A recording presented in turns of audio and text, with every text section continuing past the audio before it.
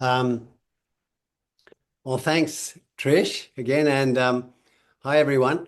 I, it is wonderful to speak with you. I wish I was there in person, and it is lovely to get around and get actually to be clubs and mingle and so on. So, yeah, maybe next time we'll see how we go.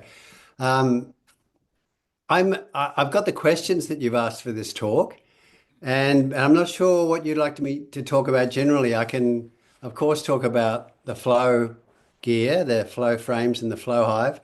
And just behind me, I've got a couple of boxes set up so that I can demonstrate the super lifter if you like, or talk to its history as well.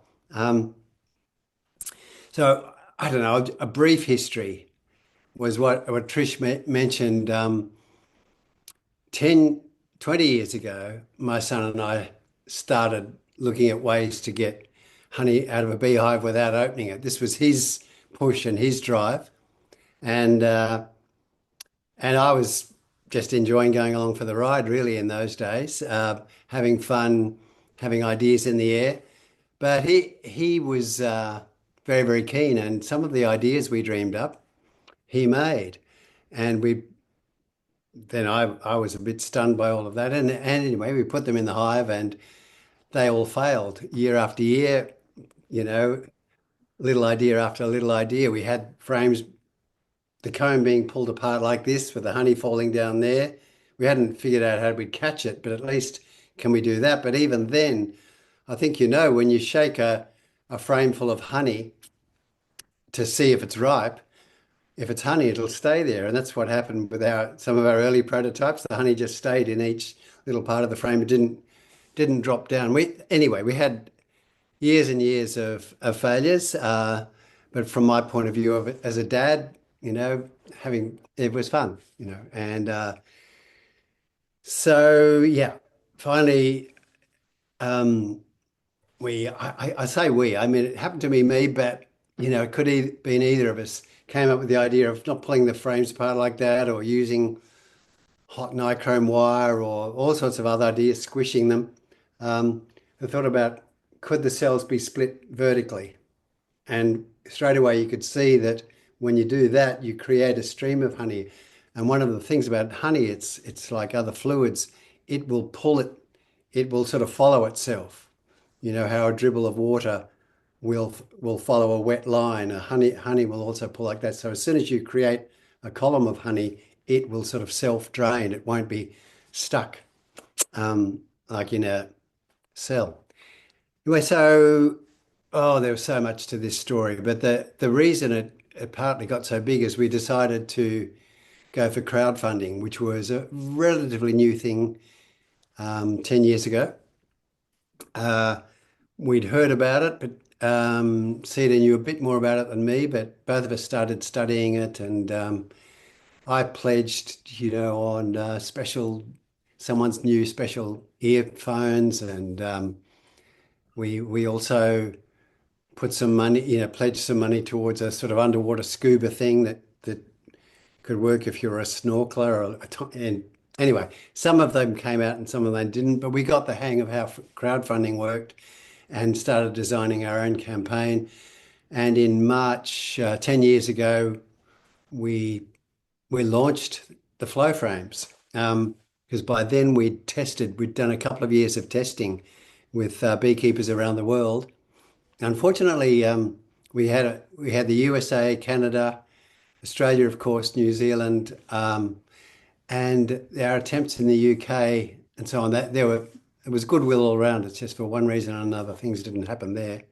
Um, anyway, we'd done all of that testing and we were ready to launch. We launched with the crowdfunding, and to our surprise, it just took off like almost no other funding campaign. And suddenly, from really, both of us had stopped working at that stage.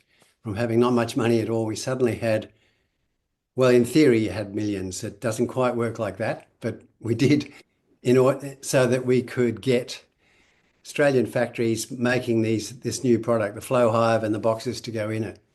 Um, just a little word about those. Like most of our focus on all that inventing time was on the flow frames themselves. And the box with that, pitched roof and so on, that was sort of an afterthought because we thought most beekeepers were sort of tinkerer beekeepers like us, and we just want to get the frames and fit them into their own boxes. And we had all the instructions online as to how you could cut up a Langstroth box and put the frames in it. But we thought we better make some boxes, make a hive with the whole kit. And to our surprise, that's what sold well. And when we were thinking that's what we should do, Cedar said, well, if we're going to do a hive, I'd like it to be a really good looking hive. I'd like it to look smart in a garden, look attractive. And I was going, wow, because of course I've been brought up with half painted, somewhat rotten, boxes that didn't look pretty at all. And it hadn't occurred to me that a beehive could look good, really. And but anyway, we did that, and that's become the classic look of the Flow Hive. Another reason well, I didn't focus too much on that is that when we were designing the flow frames, we were thinking more about the commercial sector. Now, Cedar was very small scale commercial, but we knew beekeepers that had, well, there's a local one with 300 or 400 hives, and yeah, another one further up the road, a couple of thousand hives that get moved around and chase the honey flow and so on. We were thinking if we could save them time, then our Australian honey, well, they could compete with countries where the labour is a lot cheaper. Of course, we were wrong with that. There's only been a small uptake by commercial beekeepers, and they tend to be the boutique commercial. And to our surprise and really pleasure, where it took off was in the amateur, the backyard beekeeper area. And not only that, but we seem to encourage, well, thousands and thousands of people around the world to take up beekeeping, most of whom had thought, I'd like to do that one day. And suddenly our campaign was there, and with the beautiful pictures from my stepdaughter of the lovely bees and the flowers and so on. And it tipped the table for so many people. Said, we'll do it. Let's go and do some beekeeping. And I'm sort of proud of that, very pleased about it. And at the same time, as the campaign went on and as we realised what was happening, um, there was a concern that was echoed by many experienced beekeepers. Whoa, you're making beekeeping look easy, whereas we were saying, well, the honey extraction, the honey harvesting's easy now, not necessarily the beekeeping, but we're making the whole thing look easy. People will get bees and they won't look after them, and those bees will die and spread disease. Well, of course, that's as a small proportion that did that. And of course, some of my hives have died when I've been looking after them. It happens to beekeepers. And, that was well before flow. Um, but still, we carried that concern. There were all sorts of other strange ideas in those early days, like the flow frames will promote wax moth or will promote chalk brood and things like that. I mean, people not, I think, hadn't even seen it, hadn't realized that the brood box is just the same as ever. Anyway, it was such an adventure, incredible time you know, to develop and bring an invention to market. And the saying's true. It's 1% inspiration, and that was all that early work, inventing work, and and then all the prototyping and then the bringing to market, and then working with factories and working on patents and trying to understand how financial institutions work and all of that sort of stuff. That, woof. So, but I am proud and pleased to say that we're still going strong 10 years later. We've got about 35 people working in our company, 35 in the team, and a factory locally making the wooden hives, and the factories up the road towards Brisbane making the flow frames themselves. And it's sort of steady as you go. So, I mean, COVID was good for us, surprisingly. Well, I was surprised. Yeah. So there's so many different things to talk about. I might get guided by your questions, but just to link back to that concern, from the very beginning, we shared the concern that people would look after their bees well. And so on our webpage, there for our customers, and some of the literature that went out with the hives was information on diseases and a real encouragement to consult local beekeepers and join local clubs. Good on your clubs. And because, as you know, beekeeping is a local activity, even here. Here I'm on the very easternmost side of Australia. We're getting a little bit of a honey flow on the coast, but it's stopped. You just drive half an hour or so inland. There's nothing at the moment, partly because we've had a lot of rain and things are getting washed out, but also because it's going into winter. There'll be a dearth, half an hour's drive inland, whereas on the coast you get little heath, coastal heath, all sorts of plants going, and you can usually expect a bit of a flow through the winter. So why was I talking about all of that? Oh, just because beekeeping is varies so much from region to region and climate to climate. We encourage people to consult their local beekeepers. And of course, they're going to have to somehow link in with beekeepers and bees just to get their bees in the first place. Um, but we realised from our point of view, having just that information on the website wasn't enough. And we put together a separate website.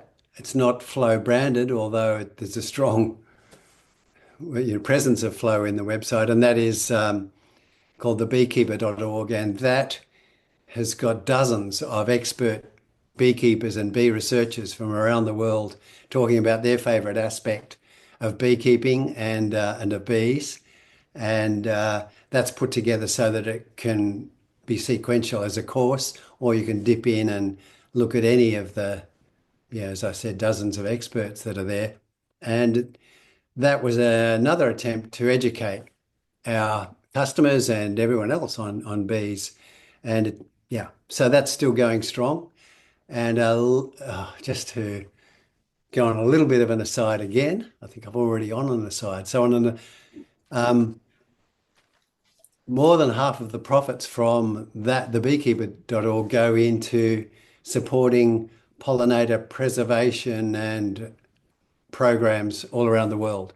Um, there is a couple of dozen of those. In Australia, the main one we supported was an organisation that was just fledgling, but now is on its own feet, called Bee Friendly Farming. And that organisation accredits farmers who want to plant and preserve diverse, flora on their farms, so that it's a healthy environment for all the pollinators, all the native bees, and maybe the honeybees as well. Um, and there's Anyway, I'm not going to spend the time talking about those, but there's some marvelous projects. A lot of them are tree planting. There's been more than 1.5 million trees planted underneath that funding, um, but some are a lot more involved with that. So, so there we are. We've sort of launched the Flow Hive. It's selling well. We're concerned about the health of bees. We put that in our website, made up another website. But there's always this issue of, gee, you know, while we do encourage people to inspect the bees, if they've got a bit of honey in their top super, it's a heavy job getting that super off. It's clumsy. I have certainly tweaked my back at least once doing it, getting a super off. And so it was only within a year or two, so now 8 years ago, I started working on there must be an easier way to access the brood. And of course, in that area, beekeepers have been trying all sorts of things for a long, long time. There are models with tripod cranes. There are models where the super slides sideways on rollers onto a table, and there was also drawers. Just to imagine a filing cabinet where a drawer can pull out, and that's the bottom brood box. And so I started making those drawer hives. Well, I made a lot of different things. And so we've still got those early models. And I quickly realized that the super had to lift a bit. Of course, you need to crack the super anyway, otherwise the brood box is stuck there. But although sometimes the drawers, the frames themselves um, slid out, leaving the brood box intact. So it's just like one end of the brood box was like a drawer face. Anyway, lots of different designs. What I was finding that was that no matter how carefully I did it, um, every time I slid those drawers open full of bees, um, they got cranky. They were crankier than I was used to and with them. And I thought at first that that was to do with the way the bees were sort of sliding over each other. I just didn't like getting rolled like that until one day I went, oh, of course. I was moving sometimes the whole entrance and sometimes just inside the entrance of the hive, all of the brood frames sliding backwards. So of course the guard bees are hanging out there looking for trouble. And as soon as they sense either the whole brood box or the frames themselves just shifting, they freak out. They immediately start emitting their alarm pheromones. The whole hive goes on alert, and that's why I was dealing with cranky bees. So that was the end of that idea. But the another thing that Cedar and I were thinking, Cedar started getting involved in this with me, just saying, "Come on, we'll see if we can figure out a better way to get to the brood." And he said, "I really like whatever we do to be transferable from hive to hive, not be." With the flow frames, we couldn't help it, but you've got to buy the flow frames for each single hive, which is why it didn't quite work so well for a commercial operator with 2,000 hives, but it works well for someone with two or three or whatever hives in their backyard. Um, but for this easier way to get to the brood, it'd be great if we could do something that just moved from hive to hive somehow. And it'd be great if you didn't have big hinges or plates bolted to each hive. That let's see if we can minimize. Oh, well, Cedar particularly wanted to make it so that when whatever gear we were going to make wasn't on the hive looked more or less the same. So we had lots of models that sort of clamped on, for example, clamped onto the hive. So that became a really, really long journey that has ended up in the super lifter that many of you know about. And I honestly thought we would be launching that super lifter like about 3 years ago. And at that years ago point, we thought we'd more or less done it right. And then we realized, oh, it's not going to work for whatever reason. I mean, it has to be as stable as possible. That was a very strong part of it. But we also thought, gee, wouldn't it be great if it could actually crack the hive open instead of you having to jam the hive tool in and lever it open, which, for someone like me, I'm handy with tools, that's okay. But for some people, I imagine jamming that hive tool in on a well stuck, properly stuck hive is quite difficult. So I thought, wouldn't it be great if we could crack it? So we started ex trying to adapt our the things we were building. By then, we decided that swinging the super up it was the best way to go, and we've got a debt to another local beekeeper, guy that had about 40 hives and was a bee researcher at Southern Cross, and he used to just screw hinges to his two boxes, and he'd leave a pile of bricks beside the hive and just tip over on sideways. He didn't mind that a bit of lighter honey tipped out. That just made it easier for him. And anyway, we decided no, tipping off to the side isn't the go. We want to tip over to the back or to the front so that the frames stay in the vertical plane. They don't go flat, if that makes any sense there. So that's what we were working on. And I started trying to make all these different spikes and wedges that jammed in between the brood box and the super to sort of crack it open. But finally, we just started experimenting with, well, can you just do it with leverage? And can the screws that we're using to fix the hive, to fix the apparatus to the hive, can they handle the forces involved in cracking a hive apart? Because they're pretty significant. So yeah, it took a long time. And finally, well, only earlier this year we felt we were ready to take it to the market. And a bit of a what do you call it? A quiet launch compared to the launch of the flow frames. And but yeah, that the Superlift is selling well, and we're getting lovely feedback. And every now and then there's a glitch because I think it's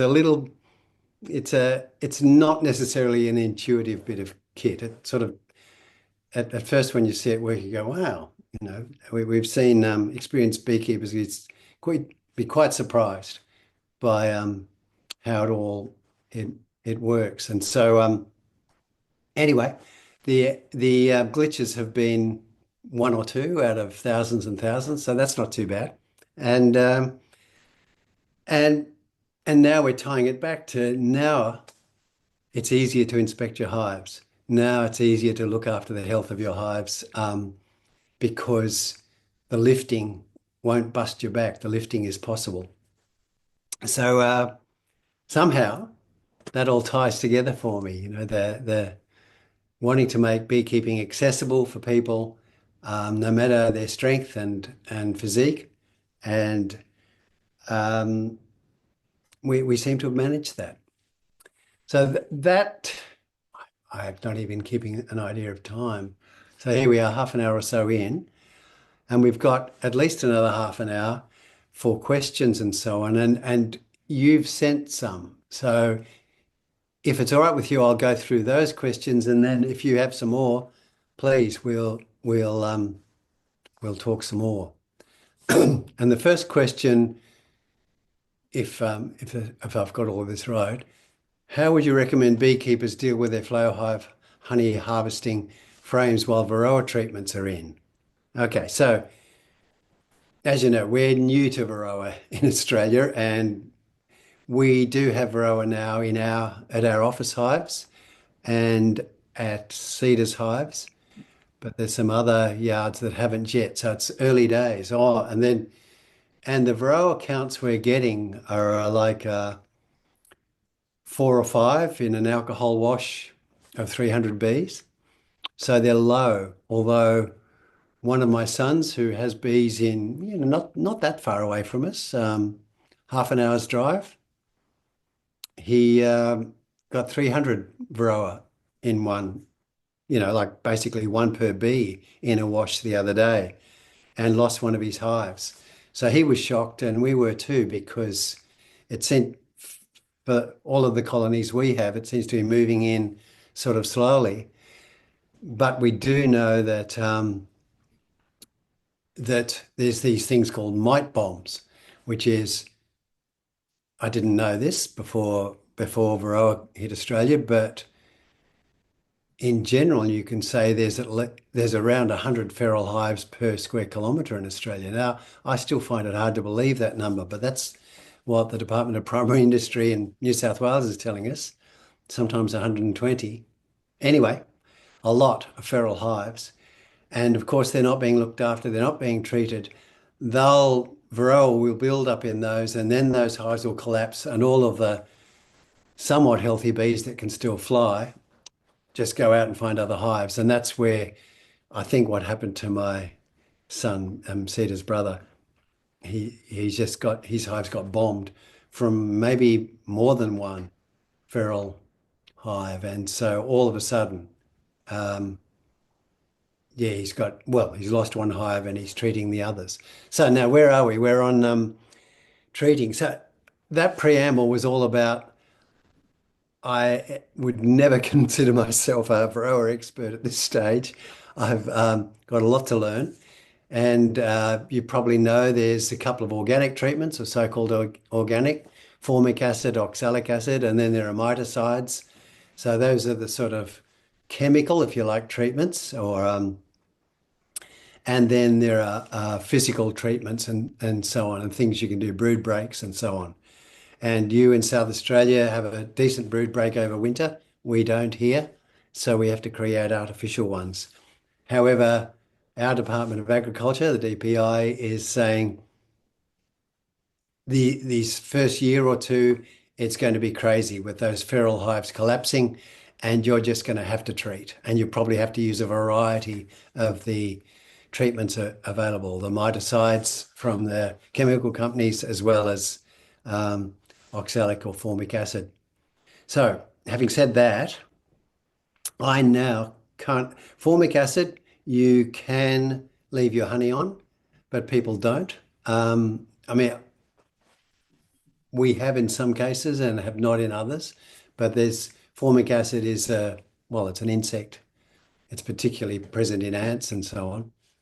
I still think you're putting it in high concentrations. I'd be surprised if you didn't taste it in your honey, but we haven't got that far yet. This is very, very early days for us. So you're asking someone that's still learning. And basically, I would follow the advice with whichever product you're using. You're shutting down your hives for winter. You'll be pulling the honey super off, and whatever honey's there, maybe you're leaving a box on for overwintering for your colonies, and pulling the queen excluder out so that the colony can climb up through the honeycomb. So in that case, as I understand it, it's very, very good to treat at the end as your bees go into winter, so that there's a low mite load over winter.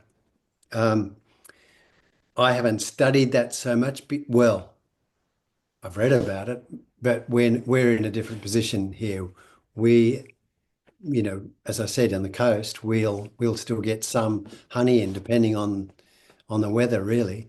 On it'll stay warm enough, but actually we've had a couple of months of wetness up here, and that's not great for the honey flow, for the nectar flow. The nectar keeps getting washed out. That's if the plants flower at all. So um, to be safe, I would take the the super off. Any honey that you're going to want to eat, I would take that off during treatment, and that's particularly easy as you're shutting down for winter. If you're going to treat again in spring, maybe before you put the super on, this is where you're going to learn about that, you know, um, so in some ways better than me for your climate. So definitely with the miticides, the commercial miticides, you would take your super off. You could, with the Flow Hive, just harvest all of your honey if you're at the beginning of spring and you know more's coming in, if you're on a flow, treat, and then you know, uh, I, I think I'd take that. I'd take the super off. But the marvelous thing about beekeeping is every beekeeper does it a different way, and that and that we beekeepers argue about all of that, and so I reckon be cautious at first and get the feel of it, which is what we're doing. We're also investigating all different ways of what other possibilities are there. So Sia and I had heard from some beekeepers in New Zealand that ozone, I'm sure all of you have heard of ozone. It's oxygen usually sits around with two molecules joined together. That's O2. But ozone is O3. There's three joined together. It's not as stable and will readily react with things more readily than oxygen will. And so we'd heard that pumping ozone into a hive can kill off the varroa. The varroa are more vulnerable to it than the bees. Well, we've been mucking around with that for a few weeks now and got nowhere. So we pretty much dropped that idea, even though it was exciting to think it might work. But that's just an example of us saying, well, what's the range of possibilities? How can we lend a hand in this situation? I'll talk a little bit more about the alcohol wash or the soapy water or sugar shake in a little while if you like. But meanwhile, I'll go on to the next question, having given a hopeless answer to the first one. Are we seeing any unique differences with bees managing the Varroa in flow hives compared to other hive designs? The general answer to that's no, except that you can take your honey off, and perhaps treat. So when you're treating, you do want a concentration there. You don't really want an empty box, whether it's an empty flow box or conventional. There, it's just more space for that vapor to sit, and you want it concentrated. So generally, you're going to be taking the super off. So in that case, the flow super doesn't really make any difference at all. But what does make a difference is the super lifter, because it's so much easier to inspect and it's very easy to just lift and put in the treatment if you decide to do that. Um, yeah, so not so much the flow hive itself, but certainly the super lifter is is handy. All right. Are there any specific marketing campaigns? Yeah. Directed at Flow Hive owners. Yeah. Promoting the importance of regular bee inspections, especially with Varroa. Yeah. Yeah. Um, we've recently, emailed customers in New South Wales, Victoria, and Queensland with advice recommending, you know, well, actually, what it's been, recommending a alcohol wash every 3 or 4 weeks. Now, in my experience already, and I remember we've just had this a couple of months. I would inspect more often than that. But perhaps perhaps that often is enough. But as soon as you've got Varroa, there's the possibility that in this period, as Varroa gets established in Australia, you're going to get mite bombed, and if you only inspect every 4 weeks, you could miss it. And I think that's what happened to my son. So I would be saying keep a good eye on your hives and wash every 2 weeks, alcohol wash. Maybe that's too much. Anyway, it's a bit like if you're in contact with your neighbors, if you're sharing information and suddenly Varroa's in your area, that's when you really start paying attention to that. We do have a page on our website with information on monitoring and treating, and we will keep communicating about it, particularly if Cedar and I find out something useful. Um, now, where I'm going to go now is a bit controversial. The Department of Agriculture has been really trying to get people to do alcohol washes and do them regularly. And they have been saying 2 weeks is good, 2 or 3 weeks. It There's another way to, well, there's several different ways to do this monitoring, and one is using CO2. So that's the CO2 you can get in soda siphons, what are they called? Soda streams. And you can get them in those little bottles. And if you put bees in a container and spray in the CO2, they get knocked out. They're anesthetized. And not only that, but the varroa tend to fall off them. They don't. The reason this is controversial is because the Department of Agriculture, the DPI in New South Wales, just wants uniformity, doesn't want to make things complicated and give too many options. It just wants people to test. And that's really understandable. And I don't want to undermine that. I just want to say that Cedar and I have been experimenting with CO2, and it seems to be effective in gauging the number of mites that you have. And you don't kill those bees. Therefore, you can do a larger sample. You don't need to sample just a third of a cup. You can sample a couple of cups or half your hive if you want, because the bees wake up again. And by mistake once, when we were experimenting this, we anesthetized the queen, and we thought, oh boy, wonder how she's going to go. But she's laying again. So as far as we know, and we've yet to do some more experiments on, say, anesthetizing a whole hive, well, a few of them, and then seeing how they perform compared to their sister hives and so on. We've still got to do that. So far, we haven't detected any problem with it. But the idea is, well, you can get a larger sample um, and you don't have to kill them.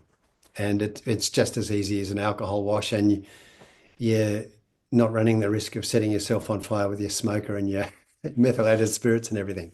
Anyway, so that's one of the experiments we're doing. And as when we're more confident with it, we will put information up on the website about that, probably with a bit of disgruntlement from our DPI, or maybe they'll come around. The last question, um, excuse me, I have to just scroll it up. I'd like you to comment one of my, oh yes, this I read this before. So I don't know if this is Bob that's written this one. Um, but what he does in terms of closing down for the winter is turns the flow cells into open mode and puts them in a extractor, spins them, spins the honey out, and returns the stickies to the hive to allow the bees to clean up the last bit and then stores them. So that's a method of cleaning up your frames and your super to store over winter, which is a good thing to do. I am puzzled by the spinning them in the extractor because we do this, we have done the same thing, and I've talked to many beekeepers in Europe as well, and America, who they'll harvest all of the a flow super. They're intending to take it off and store it for the winter. They'll harvest at and either they figured it out for themselves or with our advice, they leave them open, as Bob said, and rather than close them again into the cell closed. And that means the bees will tend to lick them clean in that because they're cracked. They're not proper cells anymore. And any honey that the bees do lick off them, they'll store in other parts of the hive. Of course, after a while, like if you leave them like that in a hive for 4 or 5 days, they might be desperate to store some honey, and they'll start putting it back in these cracked open flow frames. So we haven't needed to use the spinning extractor to get the last of the honey out of the frames. The honey, honey's an incredible thing in that, if you have a jar of honey and you tip it around and therefore it's thick over the walls of the jar, then you just sit the jar there. Over time, the honey will flow down and just sit at the bottom, and there'll be hardly any, like a molecule thick honey on the edge of the jar. That's what honey will do. So that, and the same with the flow frames. They're they're designed not to catch any honey anywhere, and so that if you leave them open long enough, all of the honey will drain out, except the tiny bit that's, just, yeah, I don't know how many molecules thick it is sitting on the surface, and that's the bit that the bees can lick out with their tongues. So that's my comment with that. It's a great idea to harvest the honey, leave the cells open. If you want to spin them in your extract, I mean, just to go back to this spinning in the extractor thing, I have put flow frames in an extractor for a completely different reason. And that was when we were working with the University of Queensland, looking at the taste of honey from flow frames compared to the taste of honey that had been decapped with a hot knife and spun. And that research was done 7 years ago now. And so to try and mimic, so we had exactly the same honey for this tasting panel and for the mass spectrometer they used to analyze the honey. We we did decap. We took flow frames that were fully capped and so on, decapped them with the hot knife, and put them in the extractor and spun them out, just as in the question. But they didn't fit very well in the extractor. They wouldn't fit in the baskets that normally fit a frame. They're a little bit bigger, so we ended up using, zip ties and all sorts of things to try and get the frames to sit there while we spun them out. Anyway, so it can be clunky to try and spin out flow frames, and I don't think you need to. They'll they'll drain themselves. But yes, it is good to have clean, empty, dry frames ready for spring. And some people that's enough to just get the bees to clean them up to get that final bit out, and other people like to give them a hot wash with hot water, rinse them out, dry them out thoroughly, and then store them. But that's again, that's what beekeepers. Everyone does it differently. Um, yeah. So that's they're long-winded answers, and now we're sort of an hour into the talk. Would you like to ask me some other questions? I've got questions for Stuart. Or perhaps you should, you might not have a question. You might want to tell me to lift my game somehow. No, not at all. That's amazing. I mean, Oh, I'll come in that way. Sorry.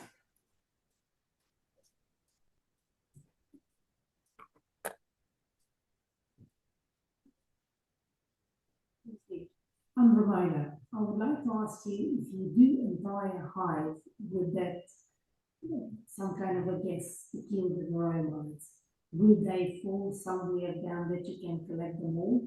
Or how you clean the hive from them to not stay back in the hive any of them of the bees?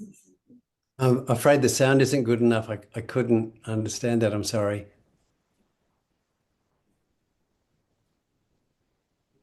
I'll try and translate. Is that better, Stuart?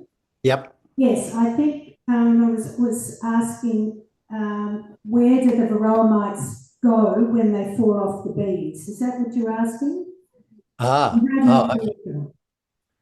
Yeah. Well, okay. Yeah.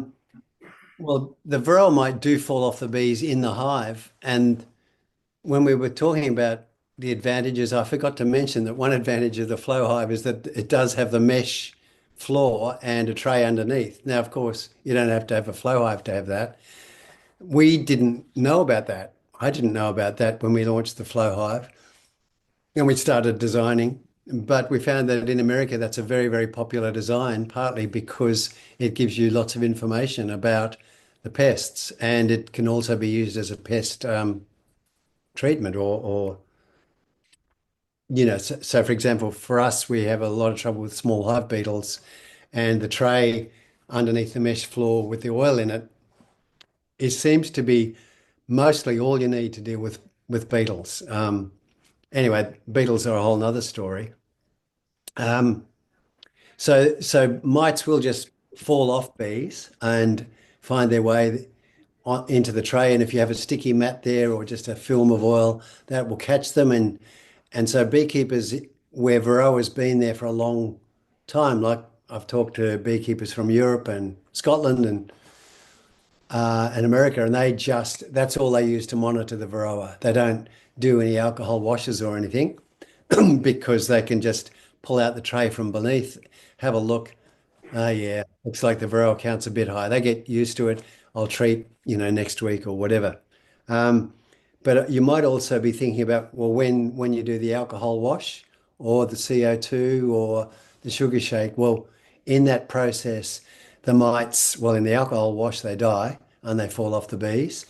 In the case of the CO2, it seems to knock them out as well. They go pretty dopey and they fall off the bees, but not all of them fall off.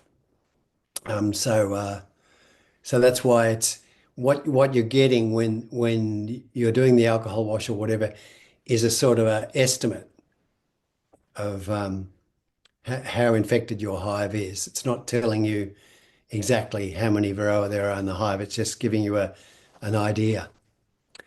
I hope that answers that. But yeah, varroa are a whole interesting thing in themselves. Their life cycle is extraordinary and somewhat should be illegal, really. I mean, it's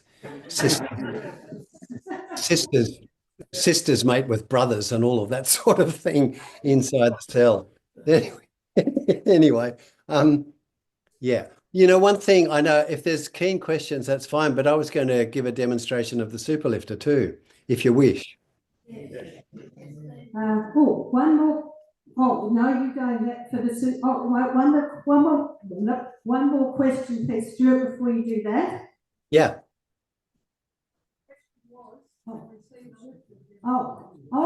The question was, can we see the lifter demonstrated, please? Okay. Oh, So, wait a minute, Stuart.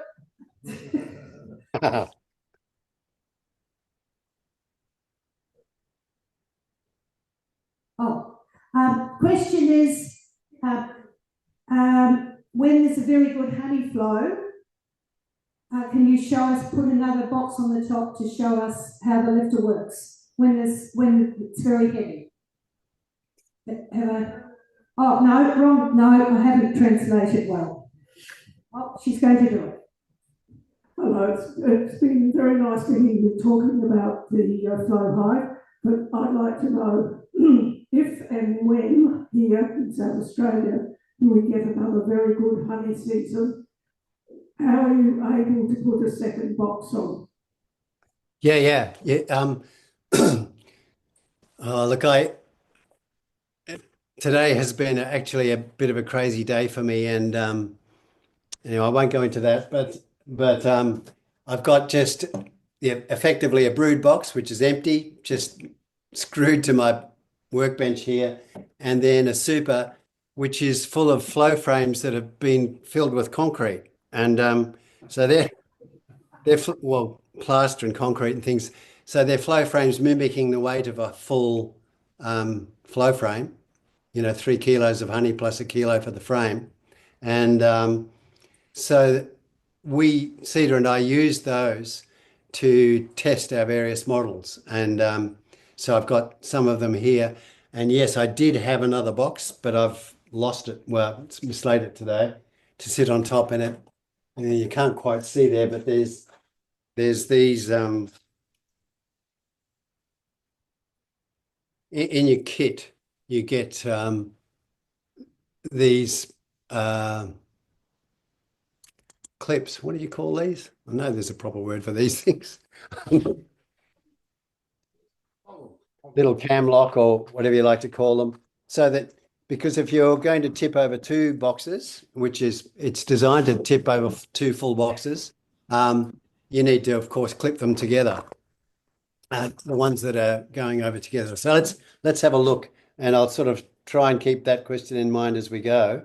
So there is a big fat long screw, and those screws replace the center. They basically sit halfway up each box. So there's 1, 2, 3, 4 screws here, and so we've taken they happen to match with flow hives, but the super lifter will work with an ordinary Langstroth, in which case the screw hole might not be in exactly the right place, and you'll have to measure where these screws go. But that's all you need to do to alter your hive, is put these screws in. Yeah, where's my little camera? There it is there. So that's that. So here's the super lifter all folded up. Cedar really loves this aspect of it where I think he grew up with those transformer toys that just sort of a car turns into some sort of monster sort of thing. Anyway, so just by picking up these handles at the top, ones that I'm holding, it sort of falls into position. It falls into that position. And so this bracket here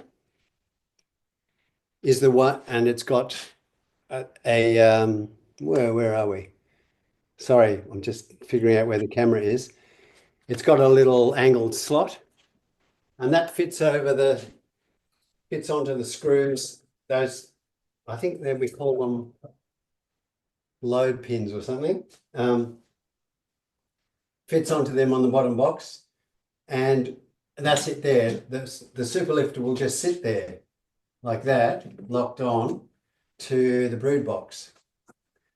Then those handles that I was holding turn into brackets themselves.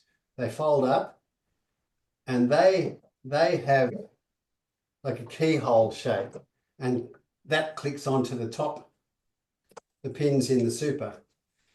At this stage, this is the magic stage. At this stage, where the next stage is actually opening the hive, cracking it, as I was saying before. So if you're at this stage and you haven't put your bee gear on or you haven't got your smoker going, it's time to do it. Of course, this is just concrete, not bees. So now, of course, this would be perhaps a bit lower. Maybe I need to, sorry, I'll just adjust the camera a bit. If that's right. How's that? So now I'm going to lift this section here, which I can do with this sort of handle. And I don't know if you can see, but that has opened up now. So now the brood box is the white one on the bottom, the super's lifted up, and at this end it's cracked open. And there'll be the queen excluder there and so on, but I'll talk about that in a moment. Now I'm going to hold up one of these arms, and this part becomes a leg. So it swings around and aims downwards, and then it has it's extendable. So it's reached sort of pretty much the ground now. So that's the leg will extend, a fair way if you need it to. So now this is, I'm trying to see how much you can see. Not great, is it? Anyway, there's a gap there. And I don't know if you've noticed, when you lift up your super, sometimes the brood frames follow it up. The brood frames have got stuck, the bees have stuck them. So then it's very, very easy to, now it's just all held for you. It's very easy to get a hive tool in there and lever those brood frames back down into position if you need to. And then you're ready to just grasp this end and tip it over. Now, not a bit of weight to it because, as I said, all of these flow frames are full of concrete, but it's not as heavy. You're only lifting effectively half the weight. But if even that is a little bit difficult, then we do have handles that attach. So there's one there, and that, it's a little bit hard to show you. This part here clicks onto the same screws in the same place, but at the other end of the hive. So here we are, clicks on. In this case, you do up a wing nut to lock it on.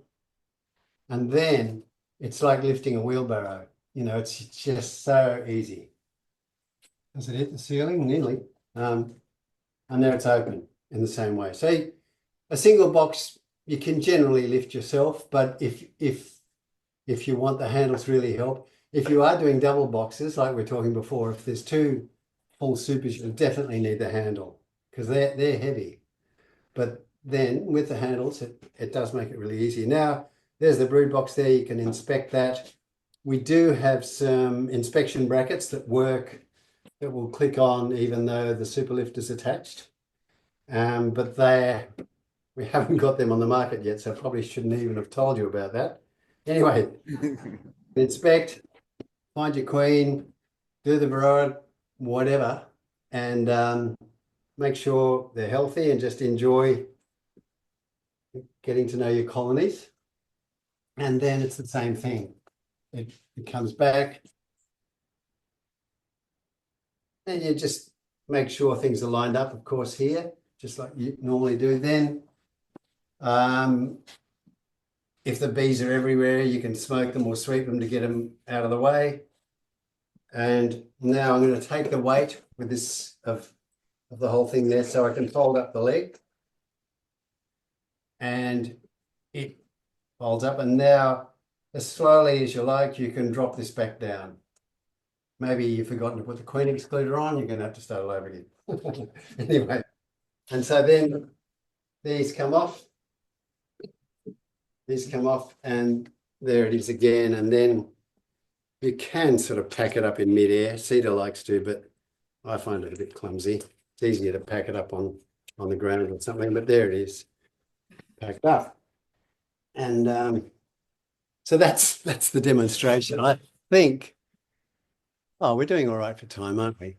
So anything else to say about that super lifter? Yeah. Remember when I swung the leg, when I moved this leg out, there we are, on again. First thing to make sure as you lift this is that all of the pins are correctly pushed through the keyholes and the slots. That's where you can come adrift if they're not properly connected. They'll naturally want to be there, but they might have popped off or something. And the other thing to watch for is that as you bring this leg around, it's designed to tuck in hard. I don't know if you can see that.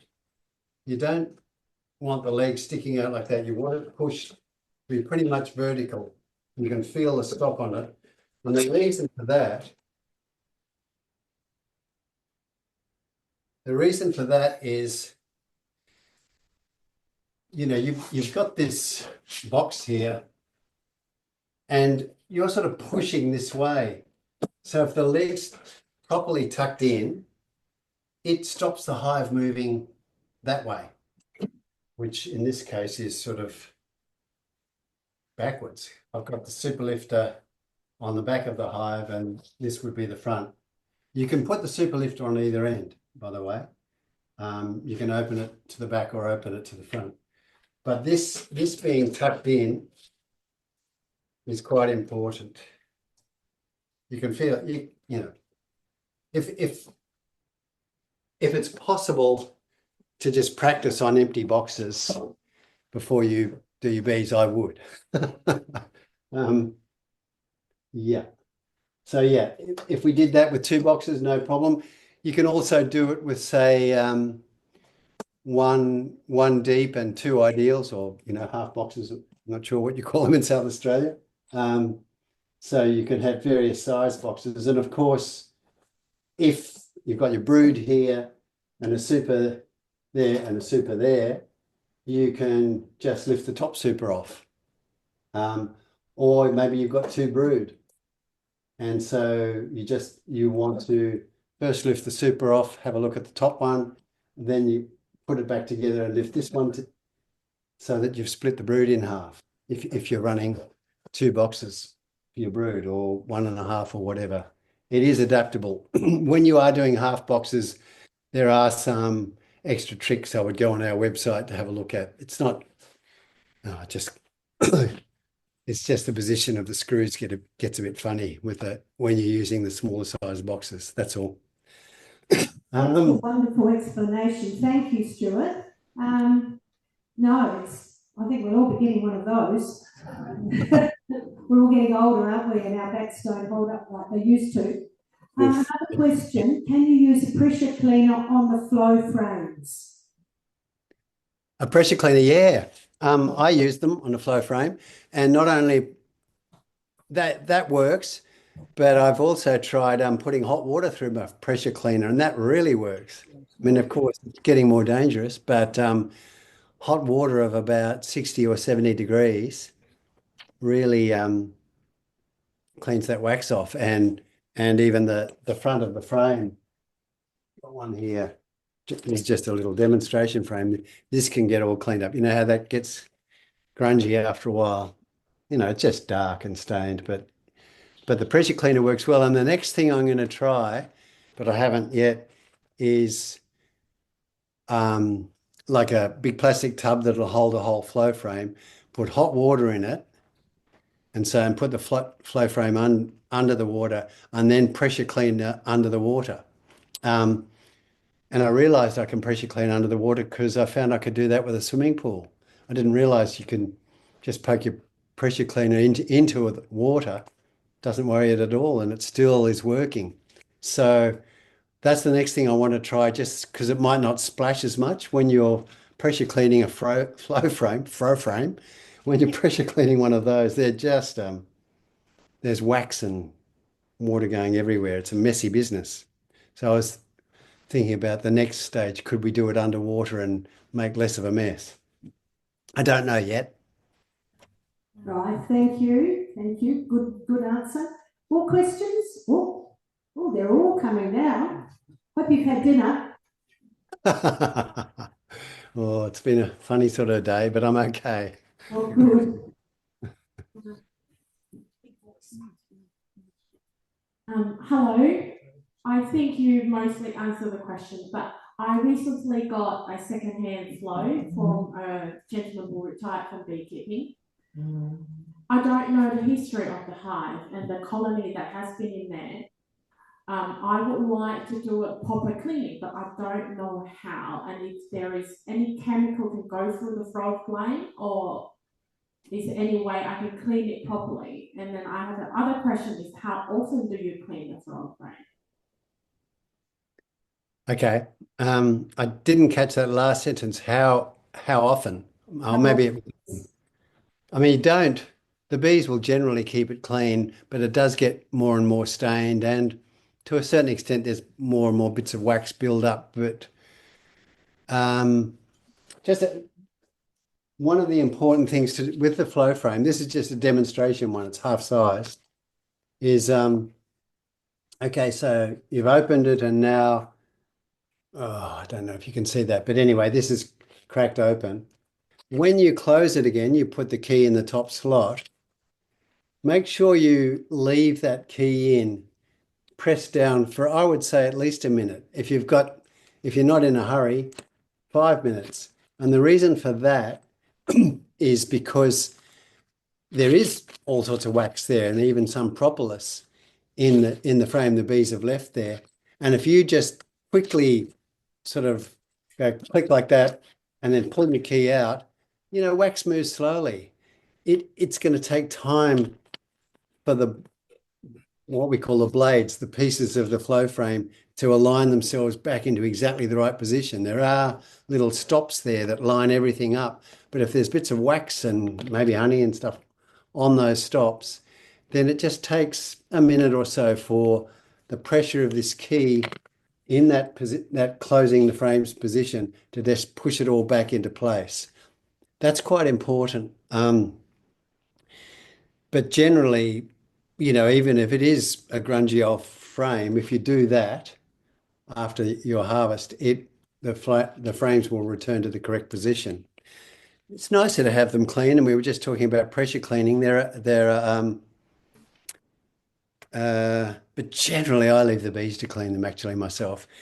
Here in our climate, it's a damp climate, and if you leave frames out of the hive for a while, they go moldy. They go black and moldy very quickly, and that's why I've used the pressure cleaner. I don't know if I would bother in a drier climate. I mean, I haven't lived in it, so maybe I would. Um, but when you do get a second-hand hive, that's risky, and I'm sure there's experienced beekeepers there that would say, you don't you don't know what you're getting. If you don't know the history of the bees, you don't know if they've. So I don't. Do you have much trouble with American foulbrood in South Australia? I mean, we do here, No, and no, we don't. oh, that's wonderful. Yes, we It's do. a Oh, wait a minute. No, different answer. Yes, we do. I'm just going to put Josh on to you. He's one of our VDOs. He can answer that one. okay. No, absolutely. I mean, AFB is a concern which we need to be aware of. So, absolutely, when it comes to disease, Yeah. definitely, yeah. Yeah, so that would be the scariest one. If you get a second-hand hive and it had foul brood, you wouldn't have trouble with mites. Mites only live on live bees and live brood. They don't live long without that. But foul brood can live for an amazingly long time in the spore. Its spores can so many years, and so. That's the scary one. You can irradiate the flow frames and any other bee, the whole hive, if you have irradiation facilities within reach. That's a whole nother. The flow frames will only usually handle one irradiation. After that, the plastic gets a little bit more brittle every time you do it. So it depends on the level of radiation they're using in their sterilization kit. And some like the one we have in Brisbane, so that's a 2 hour drive for me, or 2.5 hours, is they're very, very sensitive, and they'll adjust. They'll put a lower level of irradiation through the hive so that it's not as quite as damaging. But other places we know of just won't do it. They're saying no, we just use the standard amount. Anyway, so irradiation is a possibility if you're worried about foul brood. You just take a risk. So, I mean, and it's just a risk. Yeah, I mean, you can put bees in there, look after them. You're going to have to learn to look after look after their health and look out for signs of American foul brood or European foul brood and other things. And so, if it turns out, you've got it, well, it's not the end of the world. It's the end of that colony, but it's not the end of the world, and you've learned something. But generally, it's best to go with new gear. Of course, flow frames are expensive, and so I can see the reason why you would go with a second-hand hive, and it's just a bit more of a risk. That's all. Okay, thank you. Just a quick question before I give the microphone to someone else. What would be the maximum temperature that you could use, peak temperature you could use if you had a pressure cleaner? Ah, well, yeah, they will handle 80, 90 degrees. They'll handle boiling actually, but they'll start to get a bit soft at that stage, just a bit soft. It won't warp or anything. Um, but you've got to be careful. The hotter the water, that's dangerous. Like even 60 degrees is dangerous. Um, and if you're going 80, 90, I wouldn't recommend it just because, oof, high pressure hot water, that's scary. So it's up to you. But yes, you could, I guess, put them in a tub of very hot water. I do. Um, a good mate who's a beekeeper uses an urn. He's got a big urn and dips them in that, and then just sort of shakes them out, and that's enough to clean them for him. And I should ask him how hot he gets that urn because, of course, urns will go to boiling. Um, I'll do that. I'll have to get back to you. All right, thank you, Stuart. Another question? Hi there, my name's Kim, and I was just referring back to the CO2. Commercial growers working out of glass houses are upping the amount of CO2 to increase plant growth. I'm just Yeah. wondering, have you done any work, CO2 flows virtually full time in your hives to up the CO2 level? Yeah, that's very interesting. I've just a couple of days ago read about some research that still was carried on. I just hadn't seen it before. It was 2 years ago, um, where hives that had been overwintered, they upped the level of CO2 to about 8%. So normally it's a fraction of a percentage CO2 in the air. But it can go up to 1 or 2% in a hive naturally because the bees are exuding CO2. Anyway, they upped it to 8%, and we're finding that was killing a significant amount of varroa. Something like 80% were dropping off over the winter period. Um, so that is just straight research. It hasn't developed into any practice as far as I know. But it's sort of interesting. So far, we're just using the CO2 to knock out the bees instead of, well, as an alternative to alcohol wash. And we're just experimenting with that. So we're not experimenting with, yeah, killing the varroa really, although that'll be an interesting avenue. And, and we certainly haven't experimented with the plants. But yeah, it's a great question. And as soon as you start experimenting, you realize, God, there's 5 other experiments you could run, and there's more and more. It's tremendous, really.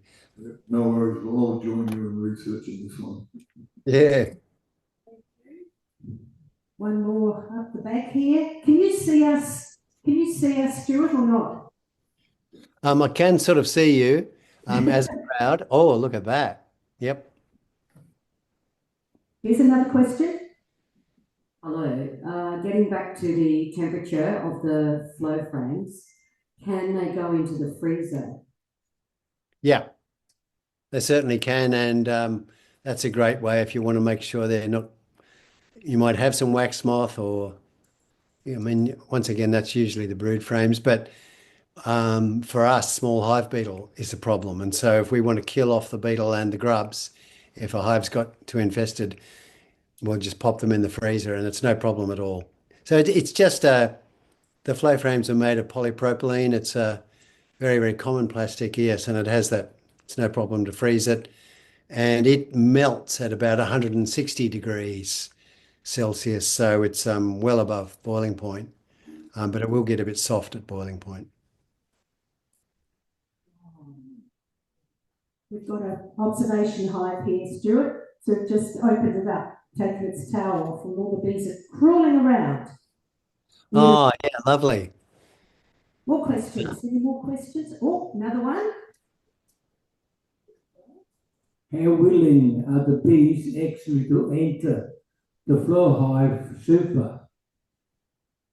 Yeah. We find most colonies no problem, but some colonies really reluctant. And it's sort of the same as with plastic foundation. In fact, we did experiments looking at bees' enthusiasm, and of course they like fully drawn honeycomb the most, and then wax foundation, then the flow frames, then plastic foundation was the sort of preference. So for those colonies that there's a few different things going on when a colony doesn't seem to want to go up into a flow super and one is that maybe there's not much of a flow on and so they're not looking to store honey. But sometimes there's a flow on and they're just for some reason not going up in there. And so then some people just rub in burr comb from the same hive, just, wax and honey, rub it into a few frames and that gets the bees interested. Or actually paint it with beeswax, melted beeswax. But another method is to take the flow super, and put that on the baseboard and put the brood box on top with your queen excluder in between. So then the queen and the brood are up on top. She still can't get out, well, she can't get out at all, but you're just doing that for a week or so. And therefore the bees have to come in the entrance and they'll crawl up through the flow frames and to get to the brood. And that gets them familiar with them. And, that technique I've never done. I just haven't needed to, but a beekeeper near me just swears by it. He's a teaching beekeeper, does little workshops and so on. And he says every time he's done that, it's worked. So I believe him, but beekeeping stories. Yeah. I mean, some people, it's not a good idea to put honey from another hive into your beehive because of the possibility of foul brood and things. But some people sprinkle a bit of sugar or whatever on the flow frames. A little bit trickier. I wouldn't do sugar syrup because that dries to a very hard sort of glue. Really, it might jam things up. But yeah, a bit of honey and wax is pretty easy. Usually there's a bit of burr comb when you open up a hive, and there's a bit of burr comb around the brood here and there, and you can rub that into the flow frames. Thank you, Stuart. Any more questions? Oh, I think you've answered everybody's questions, Stuart. Yeah. Everybody right? I just wanted to let you know that we are now, BSSA is now a Flow affiliate, which as a member benefits, we have an exclusive 8% discount on eligible Flow products, and every purchase earns the BSSA 10% store credit to benefit members. So thank you for that, Stuart. Thank you for My pleasure. part of to be a Flow affiliate. So on that note, I think we would like to say thank you very much to Stuart. I've never heard them so quiet. No, probably because I mumble. Thank you very much. So thank you very much, and no doubt we will be in touch again. Thank you, Amanda, for organising for Stuart to be able to come. And we thought we were going to have you here at one stage, didn't we? But then it didn't work out. Yeah, I do have friends I'd love to come and see in South Australia. My wife and I were going to come down in March. It didn't work out. And next year, we'll see. Yes, all right. Well, thank you so much, and thank you for demonstrating the lifter. I think that I've only got 2 hives, but I think that looks really good for the aging back. So thank you for the evening. Have a good evening, and we will keep in touch. Thank you very much. Thanks, Thank Trish. you. All the best, everyone.